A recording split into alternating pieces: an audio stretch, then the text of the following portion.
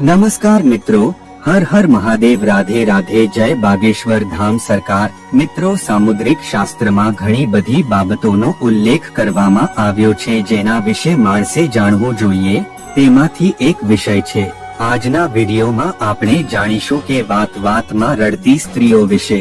અમે તમને જણાવીએ છીએ કે મહિલાઓનું રડવું તમારા ઘર માટે શુભ છે કે અશુભ, અને તમને મહિલાઓના કેટલાક ખાસ સંકેતો વિશે પણ જણાવીશું, જેથી કરીને તમે જાણી શકશો કે કઈ પ્રકારની મહિલાઓ ભાગ્યશાળી હોય છે। તો સંપૂર્ણ માહિતી માટે આ વિડીયો છેક સુધી જોતા રહેજો। જો તમે ભગવાન ભોળાનાથના સાચા ભક્ત છો તો વિડીયો છેલ્લે સુધી જોજો। વિડીયો અધ વચ્ચે છોડીને જવાની ભૂલ ના કરતા, તેમજ કોમેન્ટમાં હર હર મહાદેવ જરૂર લખજો અને ચેનલને સબસ્ક્રાઇબ જરૂર કરજો। મિત્રો, એવી કઈ સ્ત્રીઓ હોય છે જે ખૂબ ચીસો પાડે છે અને ખૂબ રડે છે? જો તમે આ વાત જાણતા હોવ તો કદાચ તમને રાત્રે ઊંઘ નહીં આવે, કદાચ તમને ઊંઘવા માટે મજબૂર કરવામાં આવશે। હા, આવી મહિલાઓ થોડી વિચિત્ર હોય છે। આવી મહિલાઓ તમારા માટે કેવી રીતે નસીબદાર હોય છે, આજે આપણે વિડીયોમાં જાણીશું। મિત્રો, હિન્દુ ધર્મમાં સ્ત્રી ઘરને લક્ષ્મીનો દરજ્જો આપવામાં આવ્યો છે। કોઈ ઘરમાં છોકરીનો જન્મ થાય તો કહેવામાં આવે છે કે ઘરમાં લક્ષ્મી આવી છે।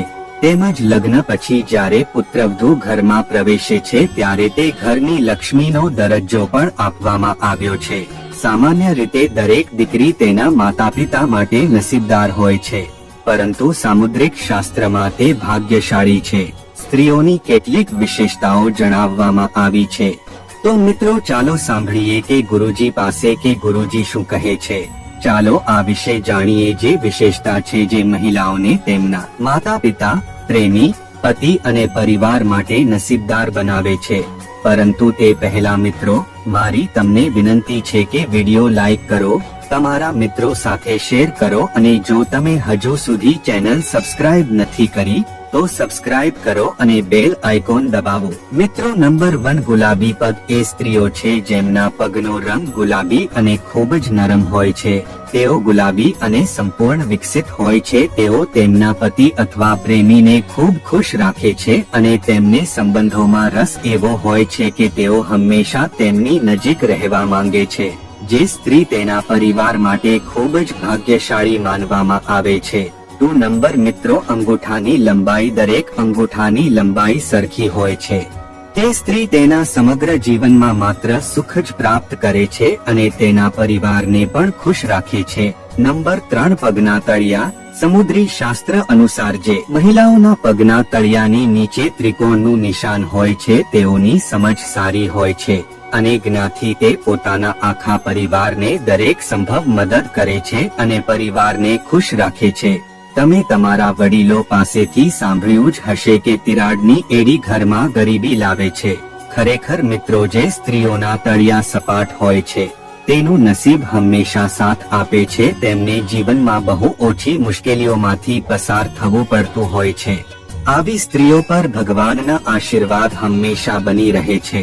નંબર 4, સ્ત્રીઓના પગના તળિયા પર શંખ। જો સ્ત્રીઓના પગના તળિયા પર શંખ, કમળ અથવા ચક્ર હોય તો તે સ્ત્રીને સૌભાગ્ય પ્રાપ્ત થાય છે, કાં તો તેઓ પોતે અથવા તેમના પતિ જીવનમાં કોઈ મોટા પદ પર હોય છે। નંબર 5, નાકની પાસે તલ। સ્ત્રીના નાકના આગળના ભાગમાં તલ અથવા મસો હોય તે પોતે જ કહે છે કે નસીબ તેના પર કેટલી કૃપા કરી છે।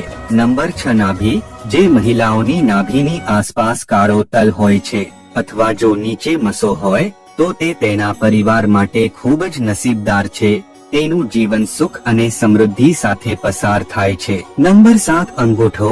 જે મહિલાઓનો અંગૂઠો લાંબો હોય છે તેમના જીવનમાં વારંવાર સમસ્યાઓનો સામનો કરવો પડે છે, પરંતુ જે મહિલાનો અંગૂઠો પહોળો હોય છે તેમજ ગોળાકાર અને લાલ રંગ ખૂબ જ ભાગ્યશાળી માનવામાં આવે છે। નંબર 8, ઊંડી નાભી। આવી મહિલાઓ જેમની નાભી ઊંડી હોય છે પરંતુ અંદરથી ઊભી નથી, તે તેના જીવનમાં એકમાત્ર સુખનો આનંદ માણે છે અને ઘરને ધનવાન બનાવે છે।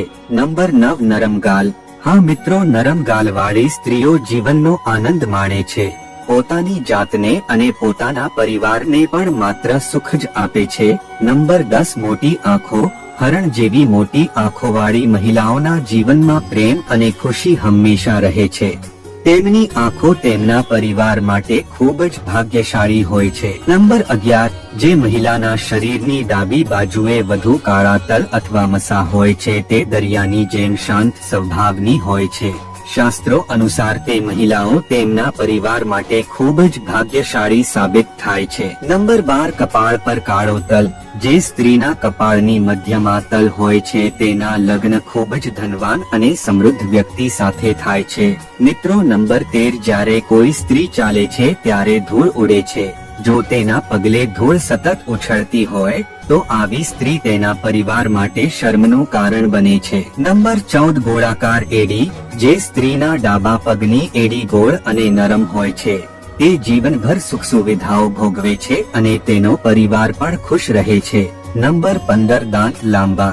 હા મિત્રો, લાંબા દાંતવાળી સ્ત્રીઓને ક્યારેય પૈસા સંબંધિત સમસ્યાઓનો સામનો કરવો પડતો નથી. નંબર 16, એવી સ્ત્રી જેના અંગૂઠા એકબીજા સાથે જોડાયેલા હોય છે. આવી મહિલાઓ ધનવાન અને નમ્ર સ્વભાવની હોય છે. નંબર 17, ગાલ પર કાળો તલ. જે મહિલાના ડાબા ગાલ પર તલ હોય છે તે ખાવાની ખૂબ જ શોખીન હોય છે અને તે દરેક પ્રકારની વાનગી સારી બનાવે છે, જેના કારણે તેનો પરિવાર ખુશ રહે છે. નંબર 18, ચમકતા નખ. ગુલાબી રંગના ચમકતા નખવાળી હોકરીઓનું સ્વાસ્થ્ય સારું અને સારું ચારિત્ર્ય હોય છે. નંબર 19, કમનસીબ સ્ત્રી. જેમની પગની વચ્ચેની આંગળી પ્રમાણમાં મોટી હોય છે તેઓ ખૂબ જ કમનસીબ હોય છે. તમારે આવી સ્ત્રી સાથે લગ્ન કરતા પહેલા ઘણી વાર વિચારવું જોઈએ.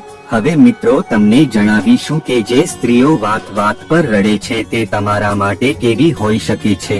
મિત્રો, આચાર્ય ચાણક્યના જણાવ્યા અનુસાર આવી સ્ત્રીને ખૂબ જ નાજુક ઢીંગલી જેવી માનવામાં આવે છે.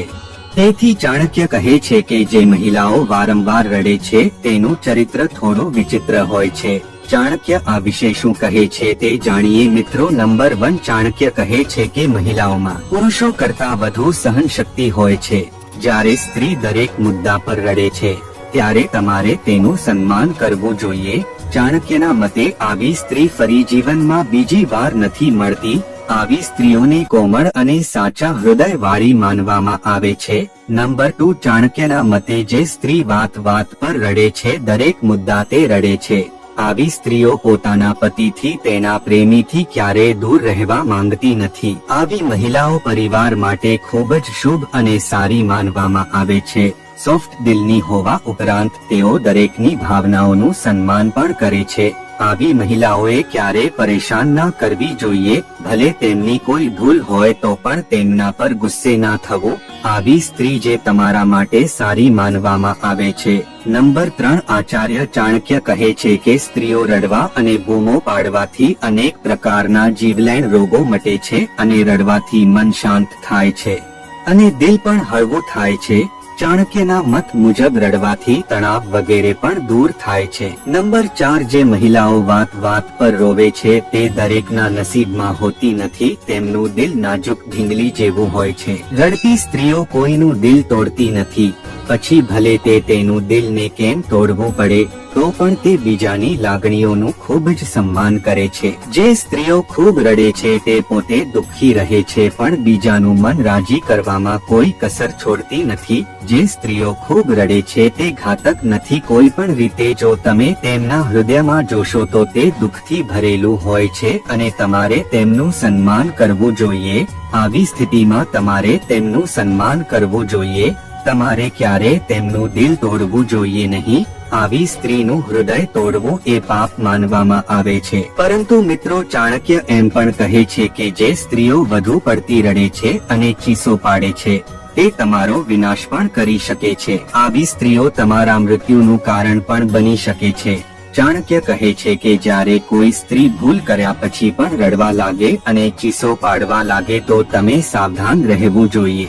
ચાણક્યના મતે આવી મહિલાઓને હોશિયાર અને ચતુર માનવામાં આવે છે. તેમની ચતુરાઈ અને વિચિત્રતા તમારા માટે બરબાદીનું કારણ બની શકે છે.